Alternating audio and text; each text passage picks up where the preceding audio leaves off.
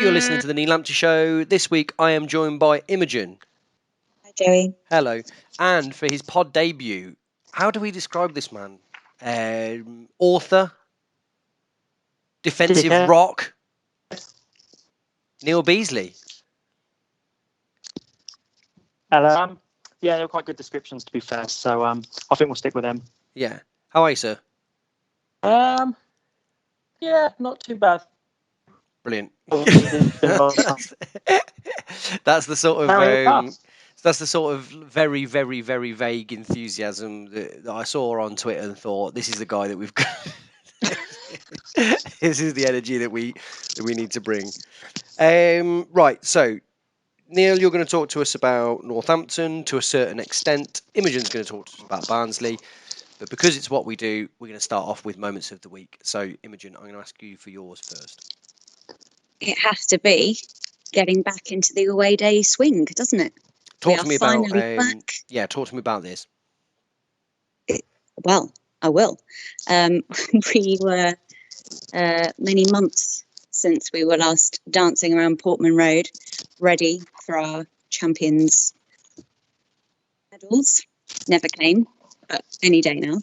And now we're back in Barnsley, and it was just wonderful. I loved the home game, being back at the CBS branding, but I think there's something a little bit different about the thrill of an away day, a train journey, sweaty bodies, everyone having a bit too much to drink even before the game had started. It was lovely. You can't replicate that. How long a journey is that for you? It felt like many days, but in reality, say just shy of 3 hours. That's still that's a long day, isn't it? Okay. As we will come to later, it probably wasn't worth it. Did you go to the leisure centre? I've heard tell that they're not letting people into that leisure centre anymore. I can't confirm these rumours. I was straight there, straight back, unfortunately. Lovely. Neil, your moment of the week.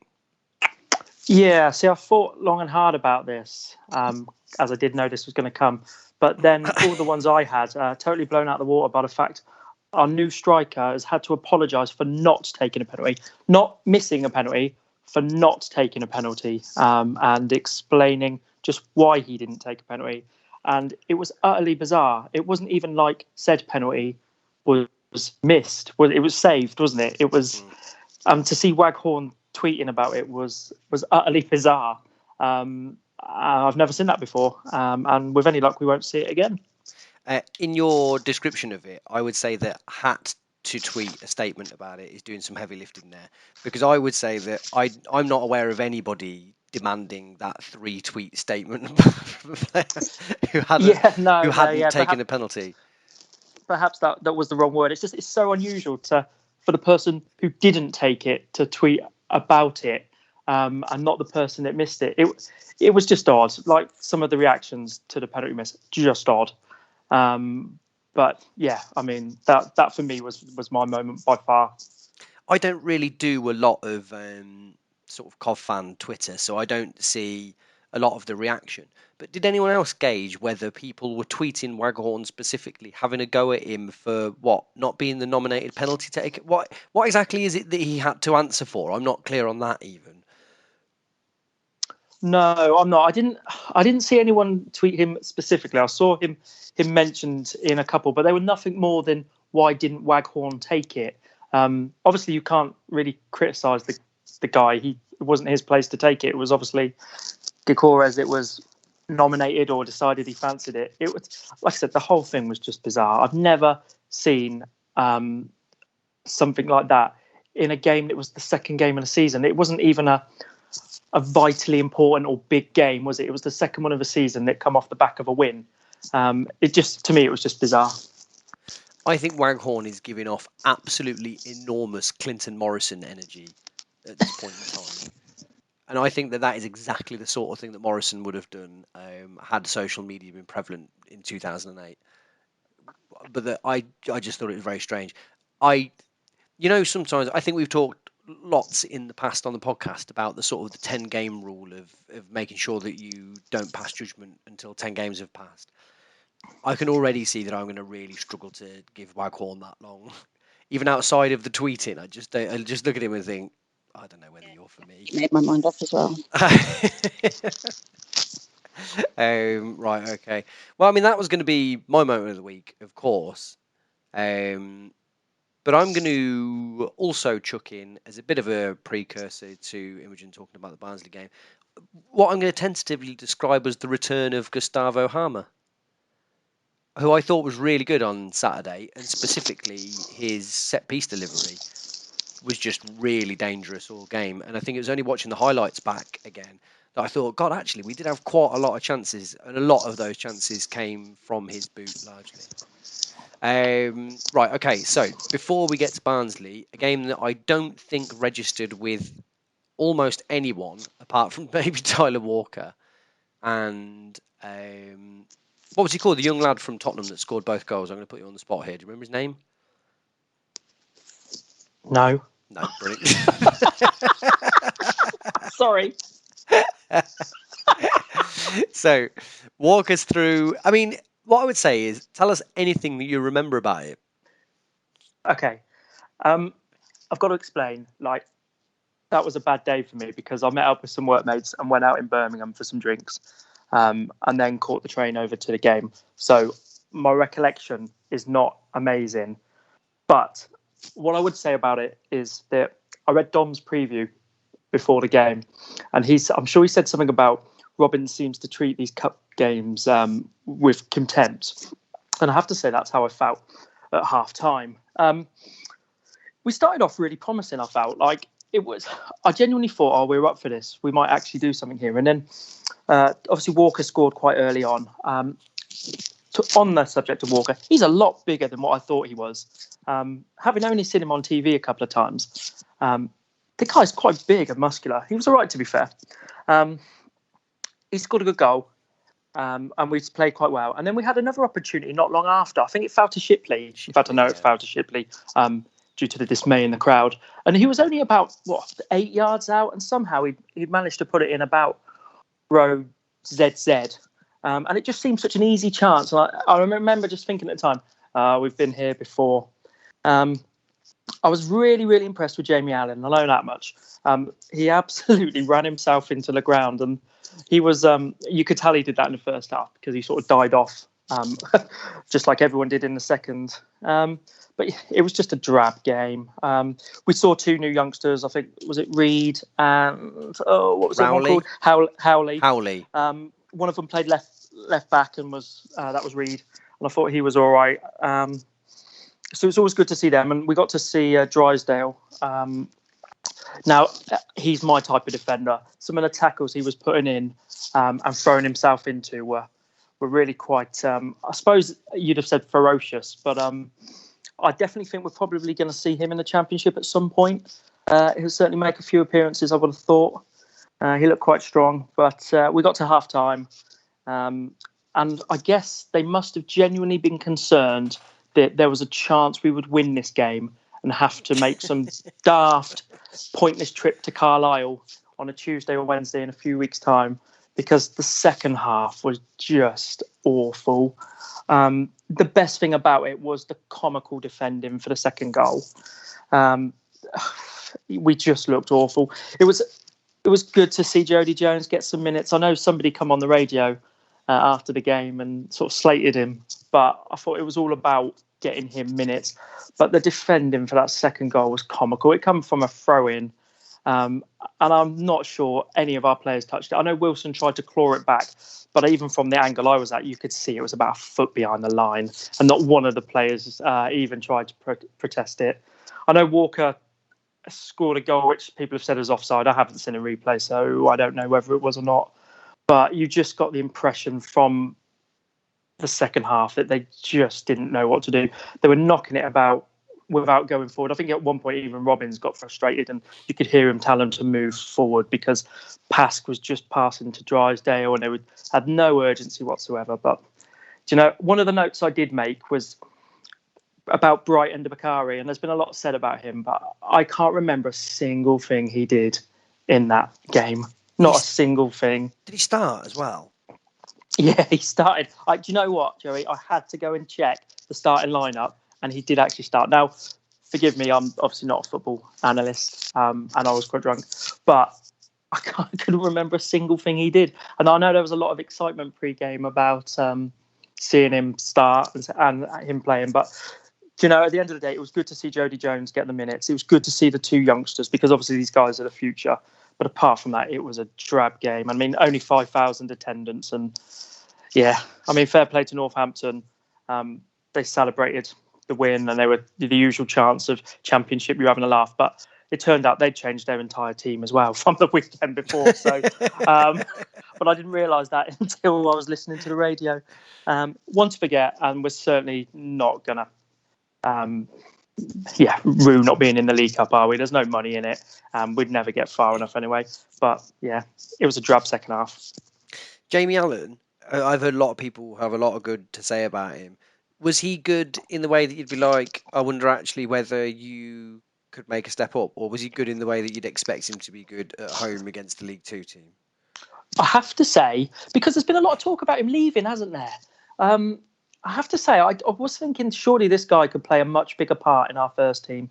I felt like he had bags and bags and bags of energy, and I think he had some real quality to him. I remember thinking that's a guy that should be playing more in the first team, which is the opposite to how I felt about Da Costa, who I felt that would possibly be the last time we saw him, as he was having a real off night. I thought you were going to say, when I looked at him, I thought that's the sort of guy that should be in the first team, as opposed to when I see him in the first team, and that's not what I think. No. I genuinely, I couldn't. When I saw some of his crosses, I couldn't believe he was actually a footballer. And then he actually come out with an amazing shot in the second half. I think with his left foot. But yeah, he didn't have a great game. But as for Jamie Allen, maybe we need to have a rethink about him. I thought he could add something. Interesting. Imogen, any questions about the Northampton game? I mean, Neil could have said anything, and I would have taken it as the truth, because I didn't even know it was happening until 3/4 of the way in. So I'm very grateful that I feel like I know now what happened. I had made an effort to watch the game, but I had only the amount of effort that it was required to have just assumed it was on iFollow, and then I was met with a mixture of kind of, disappointment and relief at the fact that it wasn't available to watch anywhere, and I was able to do literally anything else with the evening. And then especially with how it unfolded, there's a lot of that goes on, isn't there? When you sort of felt like you can't go to a game, and then something happens, and you think that didn't turn out too badly. I remember going to watch a film when we were playing Walsall a few years ago, and when I came out of it, I checked and we'd lost 4-0, and I was like, probably I haven't got to travel 2.5 hours home. Yeah, a good use of your time. Yeah, this is not too bad. Right, okay then. So speaking of long journeys home, Barnsley, Imogen then. Oh, a long one. Yes, so off we went. It's the first time I've been to Oakwell, for various reasons. Mainly, I didn't want to, but I thought this time it's time. Let's grab the bull by the horns and embrace the new season. But no one else felt like that. Only one of my usual travelling contingent came with me. So Sam and I made the big journey up to Barnsley. We have seen life on that train. Oh. There was definitely a north-south divide going on, isn't there? But more on that on another podcast. Anyway, there was a really decent following, actually, when we got there, considering how late the tickets had come out. Everyone was in good voice.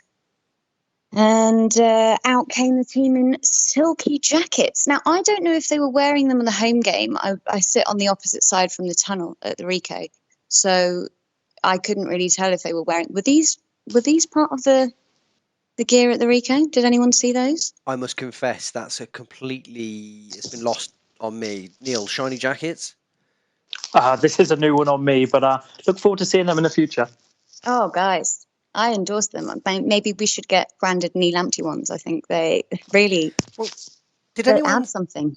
Not to talk about to change the subject and talk about real football for a second. But did anybody watch any of Man City Spurs? Spurs came Yes. out in what has to be the most fetching pre-match ensemble that I've ever seen.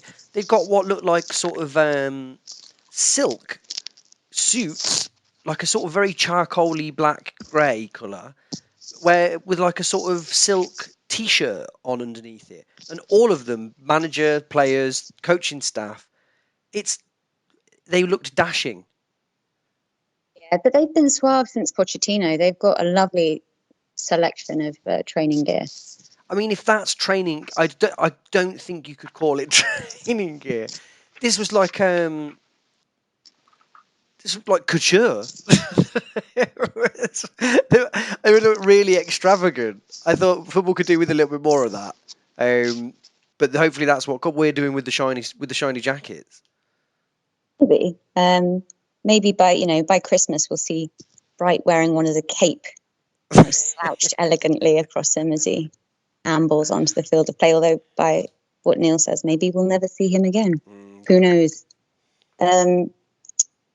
But yeah, so they took the jackets off and the game commenced. And other than a very early scare, which Moore and Hema actually combined well to deal with, Barnsley weren't really giving us any difficulties. They were exploiting the space between the defence and midfield a bit, but they didn't really have any final ball to cause us any real problems. And that seemed to set the tone for quite a dominant 15 to 20 minutes. Because after that first chance, I think it was Walker picked it up in their half. And then Gyökeres and O'Hare combined really well. And were doing actually all game. I thought Gyökeres has made an enormous improvement. I wasn't really sold on him last season. I thought he was fine, but there wasn't anything to wow me about him. But I think maybe seeing him in the flesh makes a difference. Or maybe he has just improved, but he was making some really incisive runs down the left-hand side, and he just looked really threatening. And O'Hare was causing them all sorts of problems, so they needn't be worried because the final ball was... Oh, Callum. He just hadn't... It wasn't even like it was close. It was... Yeah, I don't know what was going on with him on Saturday, but he was... I mean, they were concerned by him. He was drawing a lot of fouls from them. But yeah, please don't leave it to him to shoot. I was doubly annoyed because obviously the last week we had used a Paul-less pod to really stick boot into Paul on the Callum O'Hare issue, and I know that he was sat there in the stand at Barnsley. I mean, the amount of shots that went wildly wide and the amount of misplaced final passes, you could just smell the smugness from Manchester coming over the Pennines or whatever it is. He would simultaneously furious and delighted every time that a ball wanged wide. I'm absolutely certain of it. But I did think that it was a particularly poor show from O'Hare, who again, I would say on the balance of things, played well, but the use of the ball again was just not good. Neil, did you manage to watch it on iFollow or anything? I just watched the highlights on Yeah, Quest, and I couldn't believe how much he was fouled, actually. But I guess if O'Hare did have a perfect final ball and scored a lot more goals, he just wouldn't be with us. You've got to kind of take the rough with the smooth with him, but there does need to be some work on the end product. That's clear for everyone to see, isn't it? Yeah, I would say so. I'd be less worried about it if we had other goal scorers in the team. I think that you're right, maybe we do put too much pressure on him to be everything on the attacking side.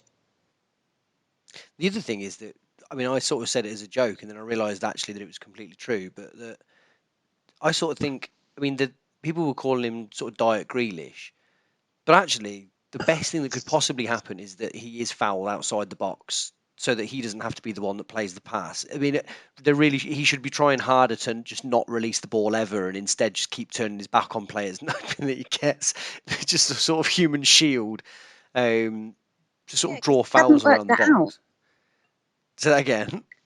Sorry, they hadn't worked that out, that he wasn't ever going to score, and they kept fouling him. Yeah, I think they picked up 8 yellow cards, which is excessive for a football match where there's only 11 players on a team. 8 is a lot to get, isn't it? Right, so picking up from there. So O'Hare could do better. What else? Where are we? So Barnsley's first goal.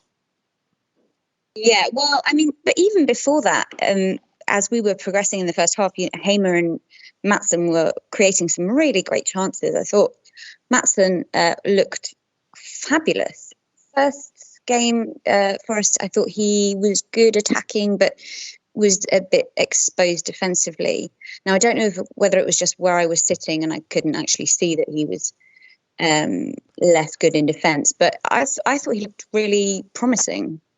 Much stronger, I think, this game. So looking forward to seeing how he's going to progress. Is he little? And yeah, as you said, Hamer was just so much better than he was second half of last season. He looks like he's not lost his aggression, but he's not making any of those silly, tempestuous tackles or needless arguments with the referee. He just wasn't getting involved with that. He seemed to have a really clear head, and it was working, which is nice. What did you think of his partner in crime, Ben Sheaf? Actually, yeah, I've got a bone to pick with you, Joey, because last pod, you seemed to be thinking that Ben Sheaf deserved the man of the match. Do you stand by that? I think it was Paul that said man of the match. I'm not sure I think he would have been a contender. I'm not sure I would have totally given it to him. Paul was very much of the opinion that it was Sheaf. But I thought he played well. You very much disagree, I take it. Look, I don't think he was awful. I wouldn't have put him that high up. I still think he makes really stupid mistakes, frustrating mistakes that don't need to be made and always lead us into real trouble. Which brings me to the Barnsley goal. That was, to be entirely fair to him, the ball that came to him shouldn't have been played to him. He was under a lot of pressure, but he gave the ball away, which led to their goal.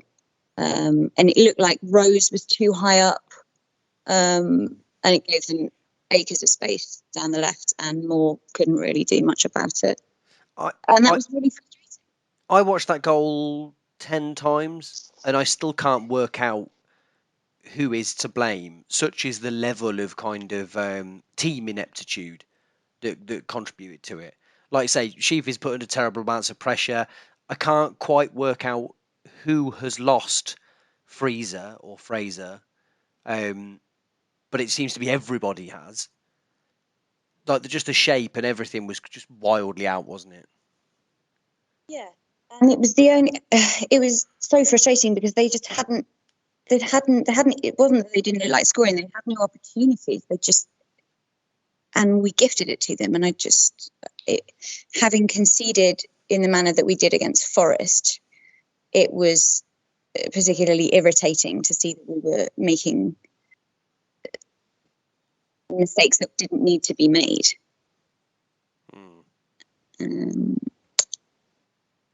But that took us to half time anyway. And actually, we came out second half looking strong. We looked cohesive. We had a lot of time on the ball. We were passing well. Everyone seemed to know everyone else, which was nice. So early in the season, considering we've got a couple of new faces in. And our fitness looked good. We were increasingly frustrating their defence. Very large people, their defence. But I thought we'd worked that out quite well, and we were keeping it on the floor. We weren't trying to have any aerial battles with them. And I genuinely didn't feel concerned that we were ever going to concede another goal. The problem obviously was at the other end, and then you had the Waghorn claim for a penalty, which I didn't think was at the time. I didn't think it was looking back. I don't know if either of you had different feelings on it. So the penalty that was given? No, the Waghorn said he was fouled in the box. He said he was nudged in the back, I think, before we had it. I must confess, if I don't remember it, chances are I didn't think that was an absolute stonewall penalty, because I feel that was probably it was something I remembered. But yeah, I mean, and then it started to get a bit nigglier, and it was getting a bit feistier, which led to the handbags at one of the Barnsley defenders. I don't know which one it was. They all look the same.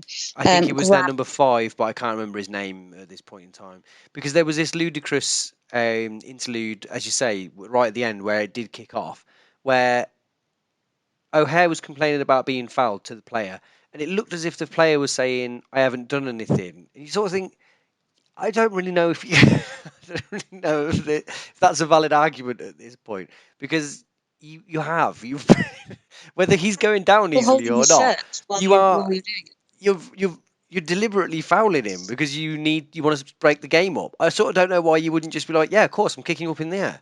What you can do about it. Like, I think he said he'd be really angry that he'd been accused of kicking him, and he'd be like, but you had been. Like you could refute it, or you could tell him to get off it, but sort of being indignant about it doesn't really work because everyone's got eyes. Yeah, I mean, good point. Yeah, and then sorry, I forgot to say that Robin's brought on Jake Clark-Salter, who I am bound to call Jonathan Clark-Harris at some point. Yeah, it's inevitable. And Jamie Allen came on. And Neil, I completely agree with you. I thought Jamie Allen looked really good. I mean, he's still very small, but he looked fast and creative. And he hadn't really looked like that since League One, I didn't think. Yeah, he was impressive. Well done. There's still a sense of unfinished business, I think, with Jamie Allen, because he was out for so much of that League One season and I felt like he would have been a really big component of us being. I know we got promoted anyway, but I think that the games that he played, I thought he was really impressive, and I think if he'd have played more, I think he could have been like one of the big players that summer. And I think for me, there's a sense that he didn't get the chance to shine, and that somehow he's gonna step up the league and do it anyway, just sort of cosmically. Do you know what I mean? But I increasingly I just think I don't know whether he is the absolute one that you'd say this is just too high a level for you. It's interesting. I wouldn't mind having him as someone to rely on from the bench. But to be honest, Waghorn was completely anonymous. I don't know if you two had any strident views on that, but so, I thought it was worse than that. I don't know if you clocked this, but in the commentary, Oggy got quite annoyed with him on the offsides, and he was saying the only reason that you get caught offside in the way that he has been caught offside so far this game is just outright laziness. And I thought he was. I think it would have been one thing to be anonymous. I actually thought he was quite destructive. I thought his lack of movement and the ways in which he was caught offside and sort of general lethargy for a player that I thought was meant to be busy, if nothing else. I just thought, I really don't need this. Paul texted me and said, I don't know if you're watching this, but I can already see that Waghorn's going to piss you off big time this season. I was like, it has already started, yeah. But maybe he's lacking in match fitness or blah, blah, blah, blah, blah, until we get to 10 games, so I can fully just say, no, not for me. But yeah, I don't know. What did you make of him, Imogen? Yeah, I found his just so odd with how the rest of the team were playing.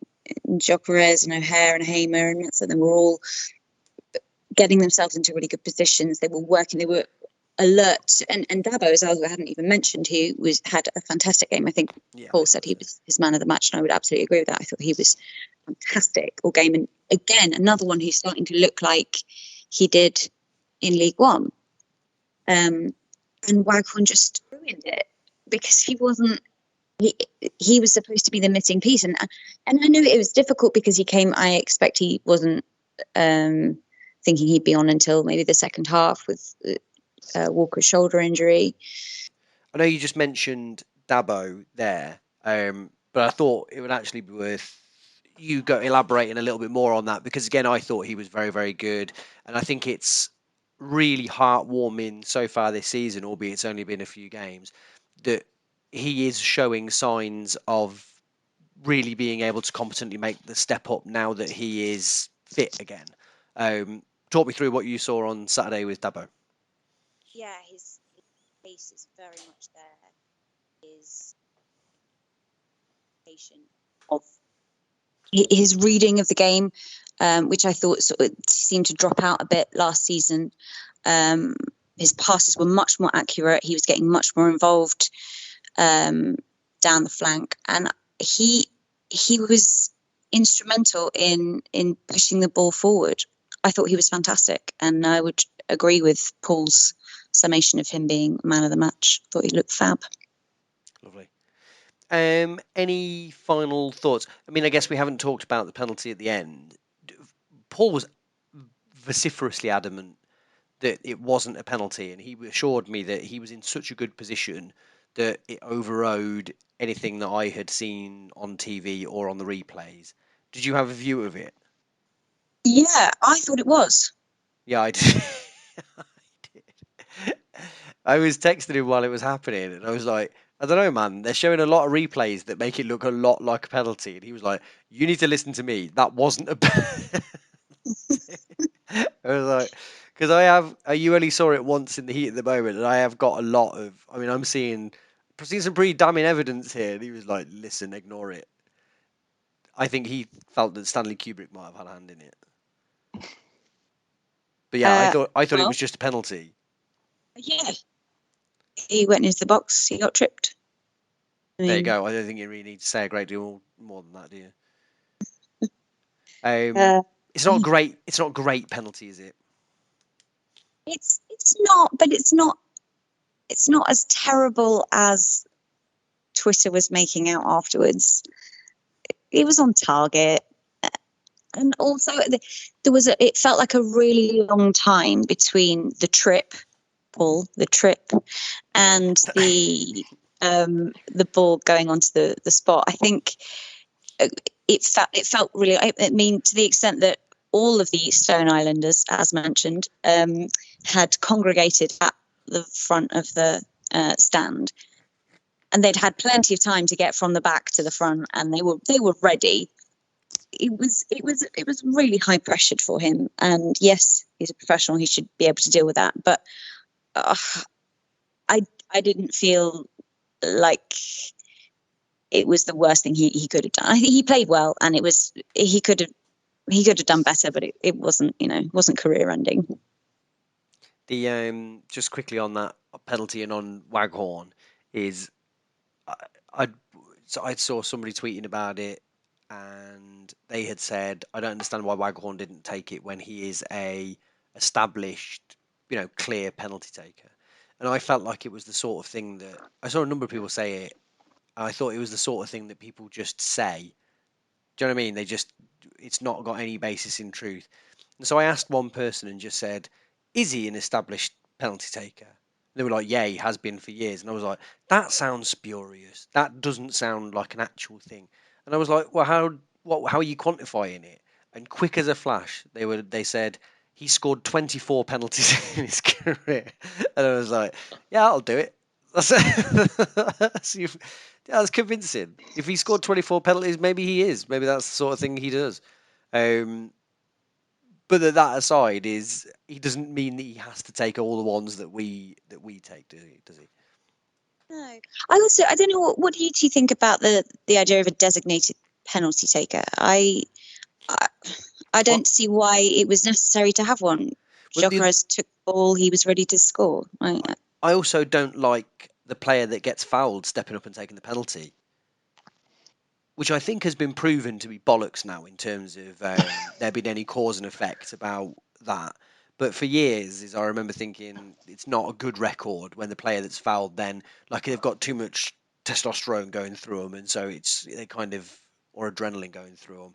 But I think that's actually horseshit now, and so it doesn't really matter. But I think you're right. Is that I guess as long as there is some directive around it, so that you don't have a ludicrous Leighton Baines situation, I guess it doesn't really matter, does it? See, I always think you've got to have a designated one, because whenever I watch it on TV and there's some sort of debate over who's taking the penalty, I always think, God, you've just, by taking that ball off that other person, you've piled so much more pressure on yourself. And not only that, you're going to look like a total plank if you miss it. I think you've got to have a designated one, and probably a designated second taker as well. Well, fair dues, yeah. Okay. Waghorn wasn't. I don't think Waghorn asked for it. I didn't see him ask for it anyway. I didn't see. He just didn't seem to be queuing up for it. I think possibly in keeping with his performance the rest of the game. I'm not even sure. Yeah, he was bothered. But I've totally forgot to say, because until you said about his performance being kind of non-existent, I watched him play against Northampton, and he played for 25, 30 minutes. And I totally forgot, but he did absolutely nothing. And there's a lad I play football with who's a Derby fan, and he was really, really gutted that Waghorn had left to join us, and he was selling me this player that we were getting. And yeah, it just, so far it just hasn't looked that way, has it? What did he describe him as? He never stops. His work rate second to none. He does find the net quite regularly, and these are things that obviously we've got to give him time to find the net, but I think it's quite damning the amount of offsides that you said he had against Barnsley. And he looked, when he played against Northampton, he looks like somebody that just, it was his first time playing with these guys, whereas other people have sort of settled, haven't they? But I was told we were getting this guy that was going to hold the ball up, play others in, scores a decent amount of goals in what have been, struggling teams in Derby. And at the moment, I've not seen any of that. I've not seen any even glimpses of it. Imogen, any final thoughts? I think there was a lot to be positive from the game. I thought we looked lively and energetic. I'm not too concerned about the loss. I'm concerned about where the goals are coming from. But it'll be fine. We'll be all right. What would you do tomorrow night? We're playing Blackpool. Yes, good. Look, it's early in the new season. I haven't got my head around the fixtures yet. I think he will probably keep the same team. But what would you do? What would I do? I would start Jodie Jones just for banter. Is that banter?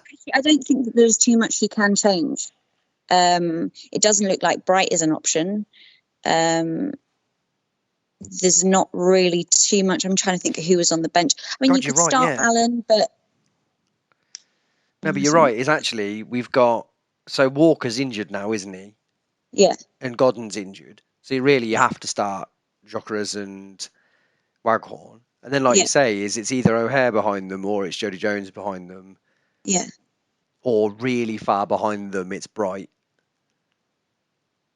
That's depressing. And what, four games into the season, we're like, yeah, the team picks itself now because we've only got 11 players. I mean, there's Jordan Shipley as well. I guess you could... Yeah, like I say, the team does pick itself.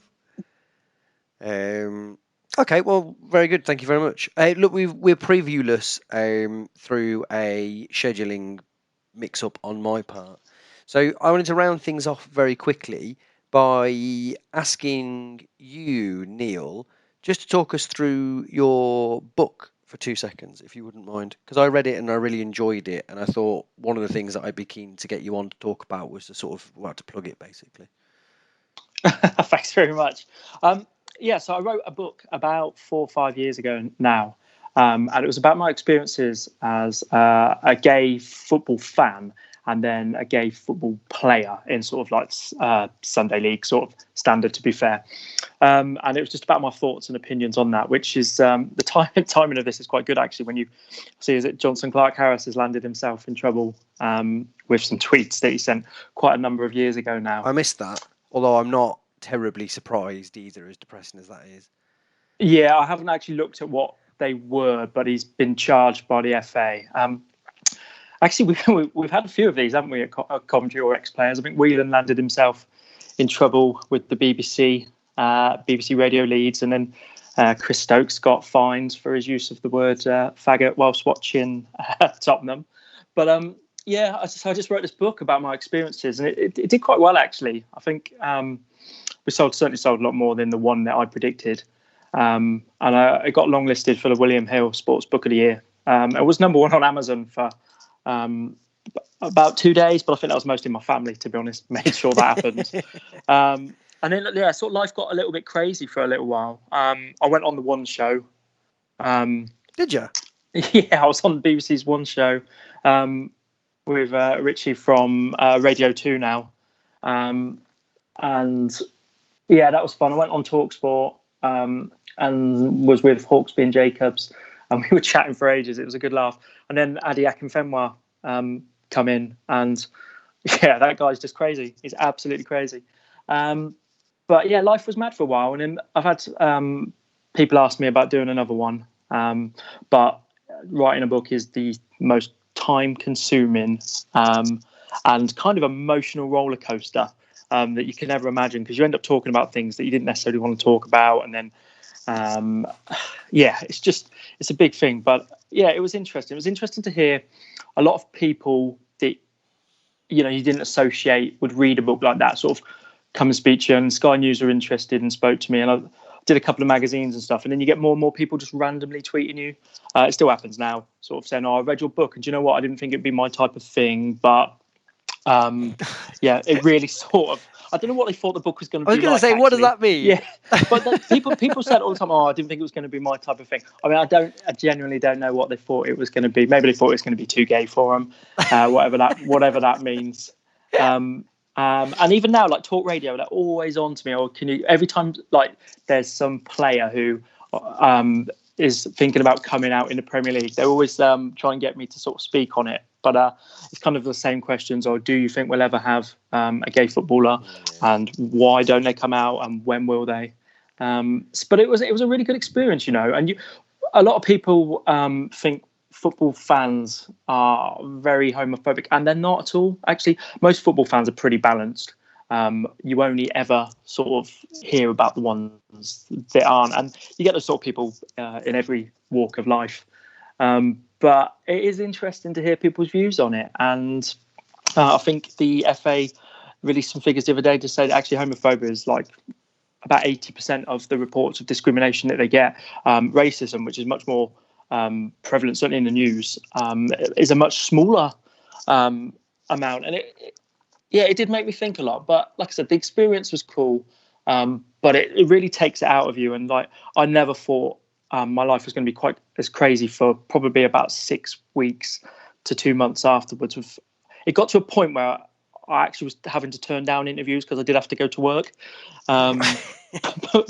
which in some ways made me feel like I was probably a little bit more famous than the non-famous person that I am now.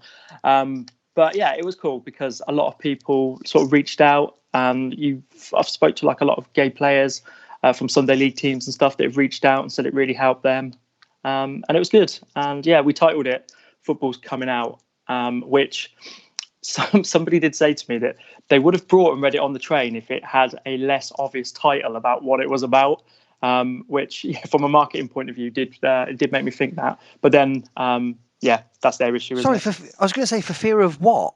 Well, yeah, this is it. But people are still worried, aren't they, about being associated with being gay in 2021. So yeah, someone did make that comment about, I would have read it on the tube on my way home, but it was the title was a bit too much for them.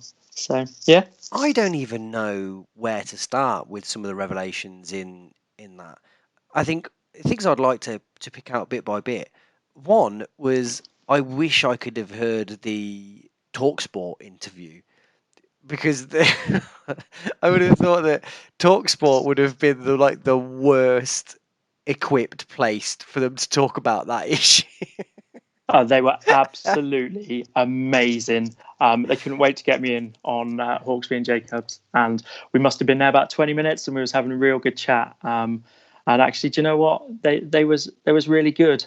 But on the subject, I don't know whether did you read the chapter that we got from the former international footballer who was the captain? He was more than happy to talk about his experiences of the dressing rooms, but when it come to having his name in the book, it wouldn't have anything to do with it, and that all stemmed from the fact that Matt Jarvis did the cover of was it the Gay Times or Attitude? I think he might have done Attitude magazine, and he got absolutely ripped for doing it. And he said in the end, it just caused so many problems with his family that he'd never consider doing anything like that again. And unfortunately, that people's reaction to it meant that we couldn't use the person's name in the book. I'm going to tell you who it is afterwards, obviously, but I can't tell you on here. It's just, I mean, that's amazing as well to put on here as well. It means now that you're going to get a million tweets. The other thing is that kind of football for us kind of like it's such a hotbed of kind of surface level prejudice and bigotry. I think ultimately it's also the great meritocracy, and I sort of think if society and football society could be happy to chant and support Marlon King, who is notable for frequently punching women, I think if you had a gay footballer who was good, I just don't see crowds. I just think I sort of think it would be a storm in a teacup because of the fact it was the first one. And I don't know whether I'm being blinkered on this, but I sort of think it would move on fairly quickly. But I don't know whether I'm being terribly naive about that. It's difficult, isn't it? And we're only going to know when it happens. I think football's so tribal, isn't it? Like fans look for any way to get under someone's skin and to put them off their game, and it would be such an easy target. What it would be for an absolute nightmare for the FA, because obviously they have, when it comes to racist chants and racism, they do stadium bans, and of course we haven't seen anything like that in the UK yet. We've not had fans banned as far as I'm aware, and they'd obviously have to look into charging clubs and stuff. I think it would be a nightmare for the FA. It's going to happen sooner rather than later. It's going to. I think it would be difficult for the first one. I'm not so sure it would be difficult for the second and third. Yeah. Okay, right. So, thank you. Where we can remind us of the name of the book again. Where can we get it from? So it's called Football's Coming Out. You can get it on Amazon. You can probably get it in a load of charity shops now, to be fair. I've got about 200 underneath my bed at home, which I'm happy to sign and drop around your house if it means I can shift a few of them. But yeah, Amazon's the go-to place. I think Waterstone still stock it as well. Beautiful. Right, okay. So any final thoughts, full stop, before we wrap things up? Let's see Jamie Allen more. That's what I want to see. That's a nice positive note to end on. One that I think that you were echoing as well, aren't you, Imogen? Yes. And where is Bright Enabakari? Where is he? We'll find him. Don't worry. Right, okay. Thank you, Imogen. Thanks, Joey. Neil, thank you very much. First of many appearances, hopefully, for you, and we will speak to you soon. Thank you. And thank you, listener. Bye.